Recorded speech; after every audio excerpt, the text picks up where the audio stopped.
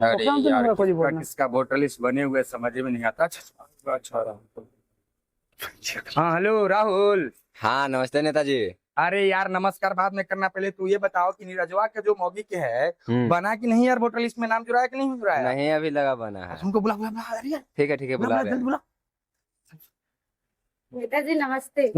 अरे यार आपको आने की क्या जरूरत था, आप कहती हम आ जाते। बताइए आप यहाँ आए हैं तो 12 बजे रात। नेताजी नमस्ते। अरे नमस्कार नमस्कार यार, इधर आ जाओ, उधर क्या कर रहा है यार? कौन है आप नेताजी? 12 बजे रात को आइए हवेली पे, आपका वोटर कार्ड बन जाएगा। 12 बजे? अरे कोई बात नहीं, जाइए 12 बजे का है नेताजी?